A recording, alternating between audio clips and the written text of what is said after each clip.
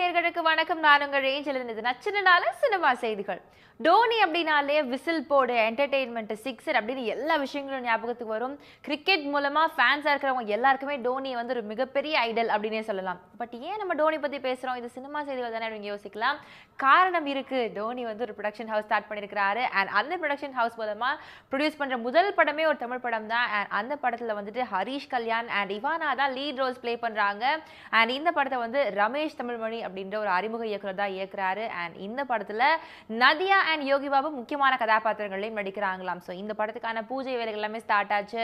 And அதே மாதிரி title அனௌன்ஸ்மெண்ட்லாம் பண்ணியிருந்தாங்க. அது ஒரு மிகப்பெரிய வரவேற்பு இருந்துச்சு. ஸோ அந்த நிலையில் படத்துடைய ஃபர்ஸ்ட் லுக் போஸ்டர் வந்து தோனி அவர்களே ரிலீஸ் பண்ண போறாங்க அப்படின்னு சொல்லியிருந்தாங்க. அதே மாதிரி ரிலீஸ் பண்ணியிருக்காங்க. இதுக்கு ஒரு மிகப்பெரிய வரவேற்பு ஆடியன்ஸ் மத்தியில் கிடைச்சிருக்குது.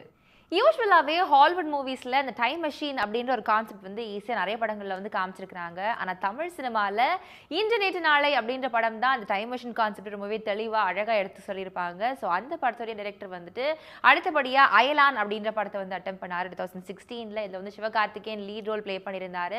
அண்ட் இந்த படத்துக்கான வேலைகள் எல்லாமே ஸ்டார்ட் பண்ணி போயிட்டே இருந்துச்சு. படத்துக்கான எதிர்பார்ப்பு ஜாஸ்தியாகவே இருந்துச்சு. போஸ்டர் ஒன்று ரிலீஸ் பண்ணியிருந்தாங்க. அதில் வந்துட்டு சிவகார்த்திகேயனோட ஃபேஸ் பக்கத்தில் ஒரு ஏலியனோட ஃபேஸ் இருந்துச்சு. ஸோ ஒரு ஃபேண்டசியான ஒரு எலமெண்ட்டாக இருக்க போகுது அப்படின்னு மாதிரியான ஒரு மிகப்பெரிய எக்ஸ்பெக்டேஷன் இருந்துகிட்டே இருந்துச்சு. அண்ட் இந்த படத்துக்கு வந்துட்டு ஏஆர் ரஹ்மான் இசையமைக்கிறார் அப்படின்னு சொல்லியிருந்தாங்க. அண்ட் படத்துக்கான சிஜி வேலைகள் தள்ளி போயிட்டே இருந்தனால ரிலீஸ் டேட்டை அனௌன்ஸ் பண்ணவே இல்லை. ஆனால் ஒரு வழியா இந்த தீபாவளிக்கு இந்த படம் ரிலீஸ் ஆக போகுது அப்படின்னு நியூஸ் கொடுத்துருக்காங்க. இதே சமயம் கார்த்தியுடைய ஜப்பான் படம், அதாவது போஸ்டரே வந்துட்டு பயங்கரமா இருக்குதேப்பா அப்படின்னு யோசிக்க வச்ச ஒரு போஸ்டர் உள்ள படம் தான் ஜப்பான். இந்த படத்தில் வந்து அனு மேனுவல் வந்து லீட் ரோல் ப்ளே பண்ணியிருக்கிறாங்க. ஸோ இந்த படமும் அதே நாள் தான் ரிலீஸ் ஆக போகுது. அதே மாதிரி தனுஷுடைய நடிப்பில் வெளியாக இருக்கிற கேப்டன் மில்லர் படமும் அதே நாள் தான் போது தான். இந்த படத்துக்கும் மிகப்பெரிய எதிர்பார்ப்பு இருக்குது. ஏன்னா சிவராஜ்குமார் இருக்கிறாரு. அண்ட் அதே மாதிரி சந்தீப் கிஷன் இருக்கிறாரு. அண்ட் இந்த படத்தில் வந்து ஹீரோயினா பிரியங்கா மோகன் ப்ளே பண்ணியிருக்காங்க. ஸோ இந்த 3 படங்களும் ஒரே நாள் ரிலீஸ் ஆக போகுதுன்னு சொல்லியிருக்காங்க. ஸோ இதுதான் இப்போதைக்கு டாக் ஆஃப் த கோலிவுடா இருக்குது. நடிகர் விஜய் சேதுபதி ஒரு ஹீரோல இருந்து வில்லன்ல இருந்து எந்த கேரக்டர் கொடுத்தாலும் நான் ஸ்வாகா பண்ண வேண்டாம் அப்படின்னு ப்ரூவ் பண்ற மாதிரியான ஒரு ஆக்டரா உருவாகிட்டு இருக்காரு. அண்ட் தனக்கு ஒரு இடத்த வந்து சினிமாவில் பிடிச்சிருக்காரு.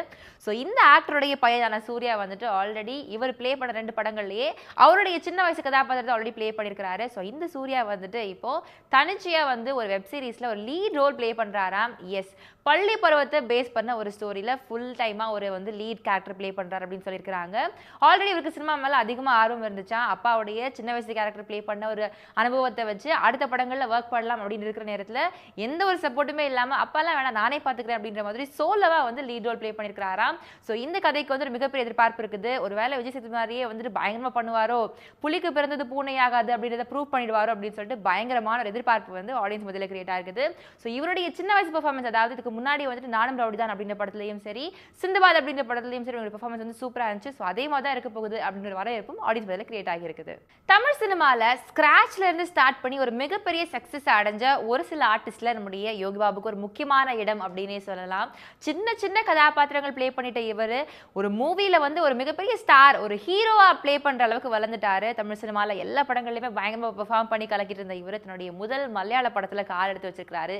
எஸ், ஜெய ஜெய ஜெய ஜெய ஹே படத்தோட டைரக்டரான விபின் தாஸுடைய அடுத்த படம் குருவாயூர் அம்பலர் நடையில் அப்படின்ற படத்தில் வந்து ஒரு முக்கியமான கதாபாத்திரம் இவர் ப்ளே பண்ணுறாராம். பிருத்விராஜ் வந்து இந்த படத்தில் லீட் ரோல் ப்ளே பண்ணிட்டு இருக்காரு.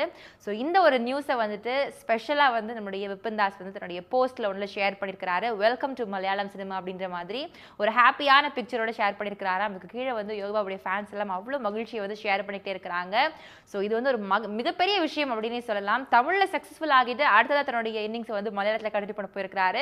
அவருக்கு வந்து சக்சஸ் அடையணும் அப்படின்னு அவருடைய ஃபேன்ஸ் வந்து வாழ்த்திக்கிட்டே இருக்கிறாங்க. இதே மாதிரி வேற நச்சுனால சினிமா செய்திகளோட உங்களை வந்து சந்திக்கிறேன். Until then, this is bye from Angelin.